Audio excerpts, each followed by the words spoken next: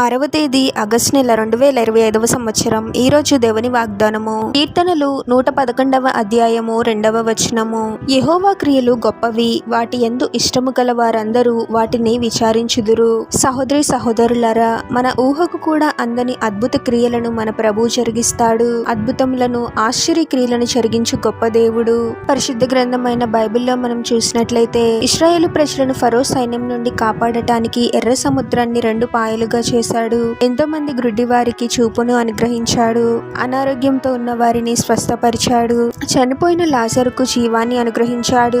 ఇలా చెప్తూ ఉండాలే కానీ ప్రభు ఎన్నో అద్భుతాలను జరిగించాడు.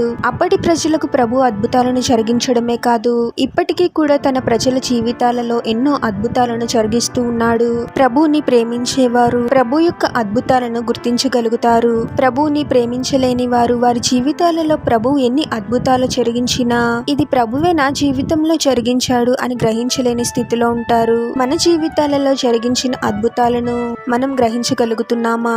ప్రతిదినము వాక్యాన్ని ధ్యానిస్తూ ప్రభుతో సహవాసం చేస్తూ జీవిస్తూ ఉంటే ప్రభు చేసే కార్యాలను మనం గ్రహించగలుగుతాము. అపవాది మనపై చేసే దాడులకు, ప్రభు మన జీవితాలలో జరిగించే అద్భుతాలకు మనము తేడాని తెలుసుకోగలము. ప్రభు మన జీవితాలలో జరిగించే గొప్ప క్రియలను మనం గ్రహించే స్థితిలో ఉండాలి. ప్రభుని హృదయపూర్వకముగా ప్రేమించాలి. ఎప్పుడైతే మనము ప్రభువులో బలంగా స్థిరంగా ఉంటామో, ప్రభు యొక్క మార్గాలను, మన జీవితాలలో ప్రభువు ఏ విధంగా పనిచేస్తూ ఉన్నాడు అనే విషయాన్ని, ప్రభు జరిగించే అద్భుత క్రియలను మనం తెలుసుకోగలము. ప్రార్థన. పరిశుద్ధుడవగు ప్రభువా, మీ పరిశుద్ధమైన పాదాలకు వేలాది వందనాలు, స్తుతులు, స్తోత్రాలు చెల్లించుకుంటున్నాము తండ్రి. మరొక నూతన దినంలోనికి మమ్మల్ని క్షేమంగా ప్రవేశింపచేసిన దేవా, మీకే స్తోత్రం ప్రభువా. అద్భుతాలను, ఆశ్చర్య క్రియలను జరిగించు గొప్ప దేవుడవు తండ్రి. ఇప్పటి వరకు మా జీవితాలలో ఎన్నో గొప్ప క్రియలను జరిగించావు ప్రభువా.